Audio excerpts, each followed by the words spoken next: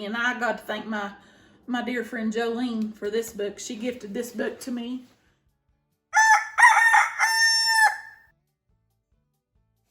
Hi y'all.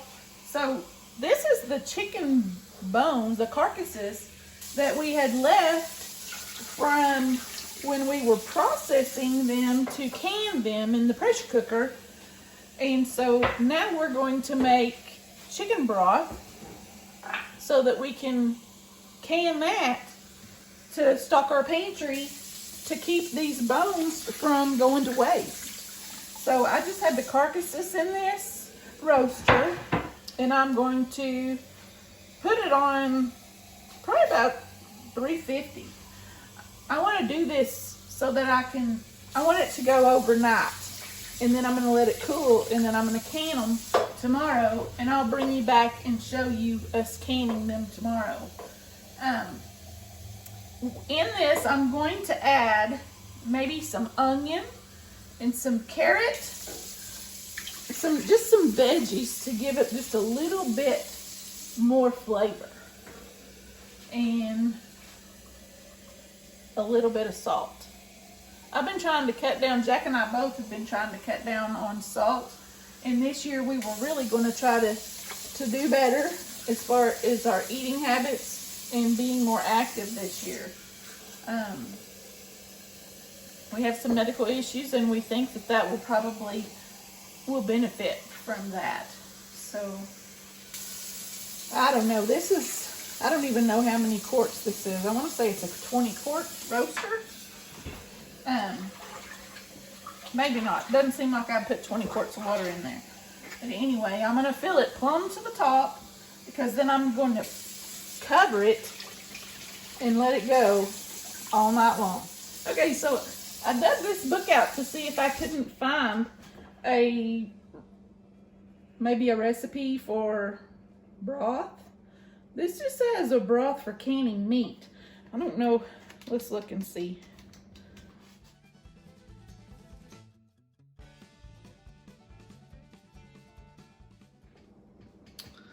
This really doesn't have one, so I'm not going to go by this book. Okay, so I went to this book. This book is the Ball Blue Book Guide to Preserving, and I got to thank my dear friend Jolene for this book. She gifted this book to me a couple years ago, and there is a recipe in here for chicken stock, and that will be what we do with those chicken carcasses. And it calls for, I'm just going to give you the ingredients. I'm not going to give you the amounts, but this is what we're going to do, and then we'll can it up tomorrow. It calls for chickens, it calls water, carrots, celery, onions, peppercorns, bay leaves, and salt. And so I'm not going to probably do it to the exact recipe, because I just want it to kind of enhance the flavor. Anyway, so that's what I'm gonna do. I'm gonna get it going, and I'm gonna put it all in the pan, and then we'll can it up later.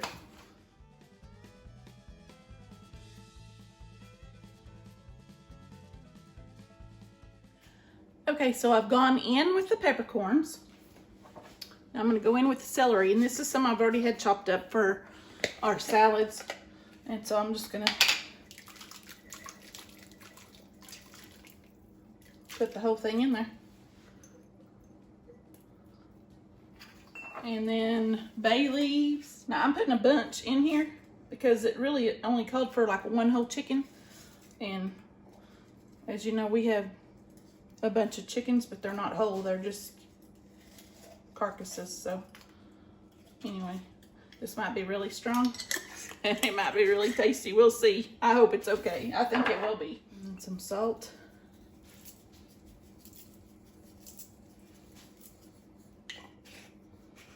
Actually, I'm gonna add a little more salt. Broth to me is always better with salt. Okay, and then I've got some carrots and some onions, and I'm not going to peel either of them. I'm just gonna wash them and then put the peel and everything in, because to me that adds extra color and flavor to your broth.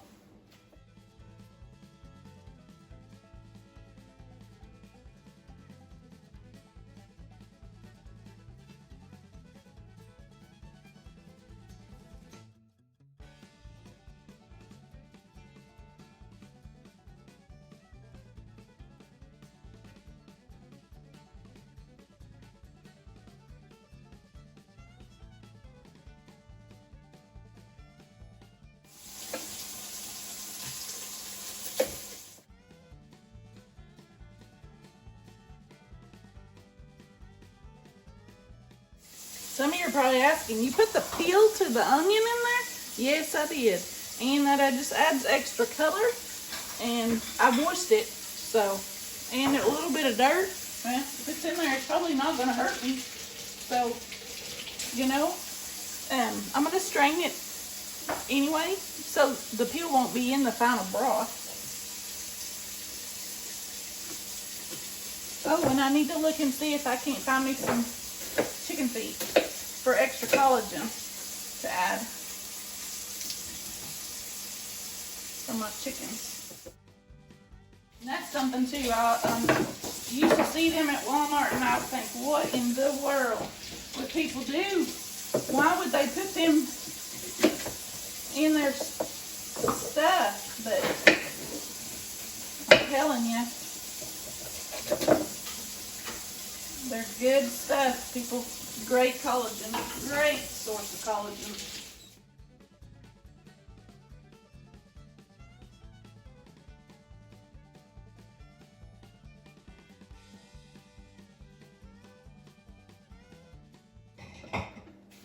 Okay, I'm going to put the lid on that and I'm going to let it go until tomorrow.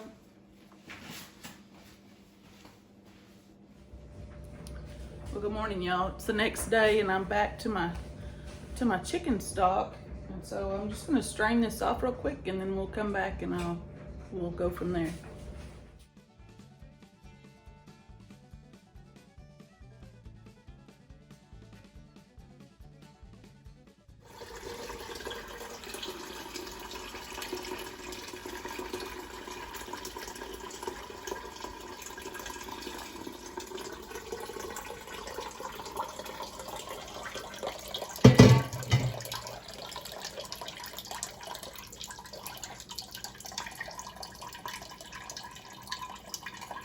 This is the second straining, this time through a paper towel to get all the fines.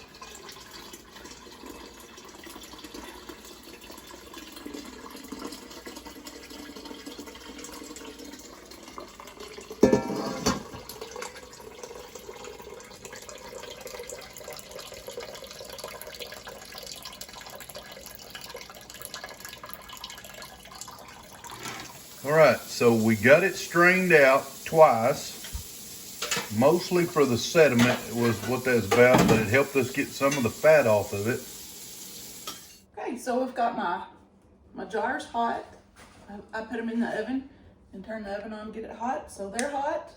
My stock is hot. My pressure canner is hot. And my lids are getting hot. So we're just gonna ladle this into this jar, and I need 1 inch headspace.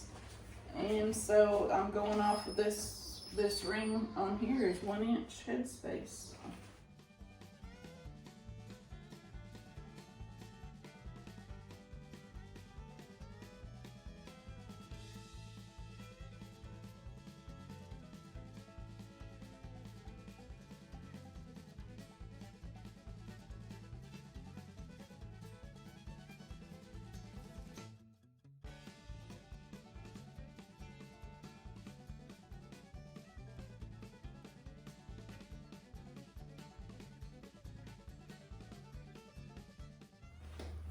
I also have this little doohickey called I don't know what it's called, but it's a headspace gauge. So I'm just going to use it and it's 1 inch right on. So now I'm going to put my flat on it. First I'm going to clean it with some vinegar to cut any oils that might be on the rim.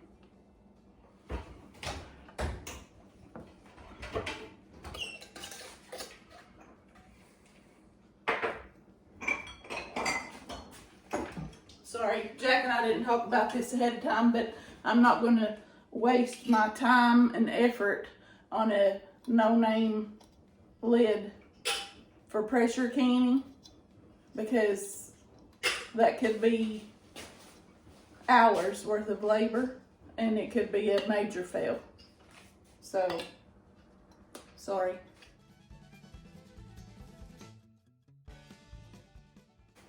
Okay. And we're just gonna do this until the pressure canner's full, and it'll hold 7 quarts. And then we'll get it going.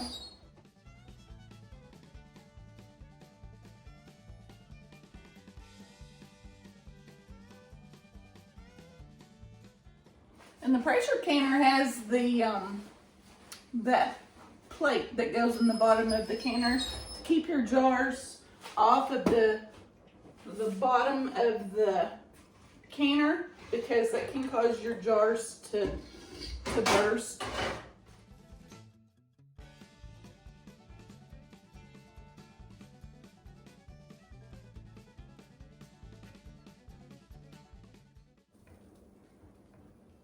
That one's got a little too much in it.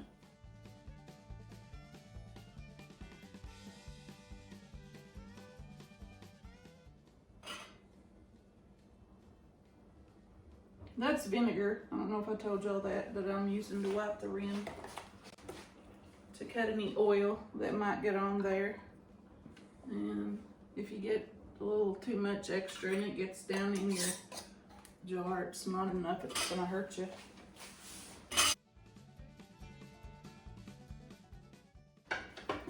I'm looking forward to having this on the pantry shelves. I love me some good stock and broth.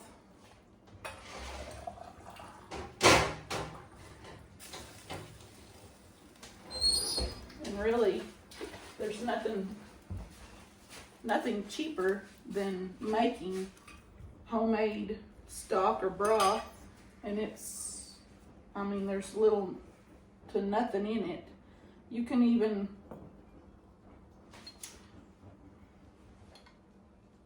and I do this, I throw my vegetable scraps in a gallon-sized freezer jar, throw them in the freezer until you get enough to throw in your crock pot or your roaster oven with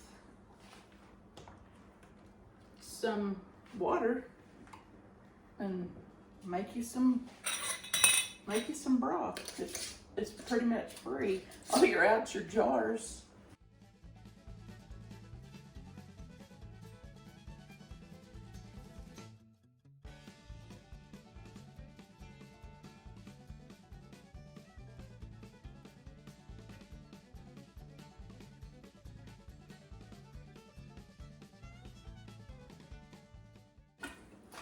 If you're wondering why I'm setting one jar at a time, it's because I'm pulling them out of the oven as we need them so that they stay warm.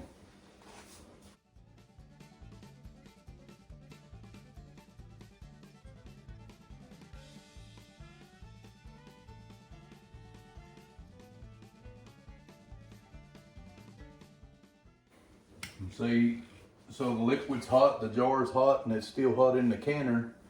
So we're trying to maintain heat because it takes a while to get a canner up to heat, and that keeps the jars from breaking.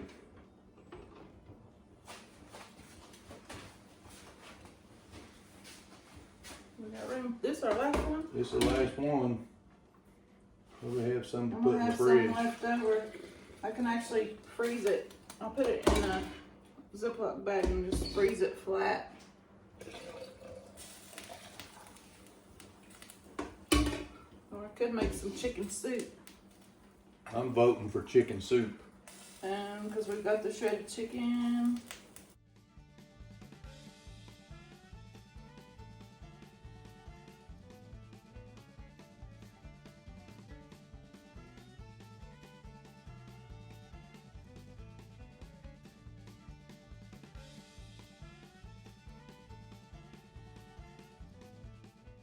I'll give you a look down inside the canning pot before we put the lid on.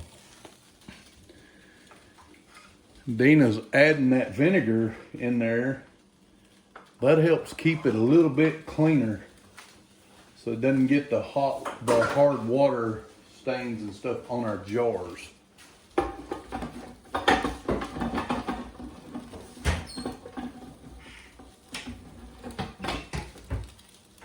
We're going to bring it up, let it start venting out of there for 10 minutes. Once it starts venting out of there, for 10 minutes.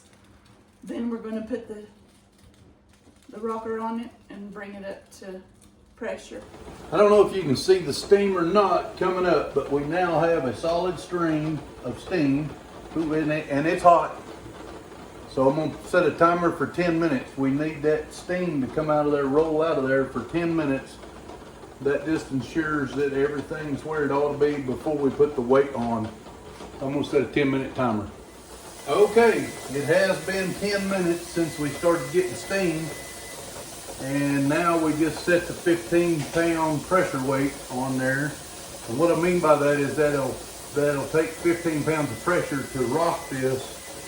And we are more than 1,000 feet above sea level, so we always pressure can at 15 pounds of pressure. The little nipple here in the middle, the pressure nipple will pop up and seal. You can see it bubbling right now. And then eventually, when it gets to the right pressure, that'll start rocking. And when we get to that point, we'll come back. All right, so now the rocker's going and we're just under 18 pounds of pressure on the gauge. So we want to pressure cook that for 25 minutes at 15 pounds of pressure. So I'm gonna set a timer, and when we get done, we'll come back and show you the rest of it. Okay, so the timer for the chicken stock is going off. So I'm going to turn the timer off, and I'm going to turn the oven off, and we'll just let it sit and do its thing before I remove the rocker. We'll let it come down to pressure, and then I'll remove the rocker once it cools down some. Okay, I'm going to pull my chicken stock out of the pressure cooker.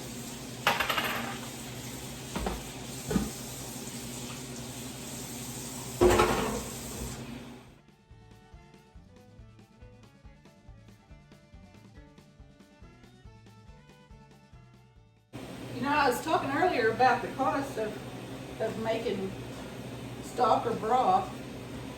So probably each one of these would cost you, the store, if you were going to buy it, the broth, and I may be undercutting it, but I don't buy that much broth, but I would guess that each quart, you might buy, there went a ping,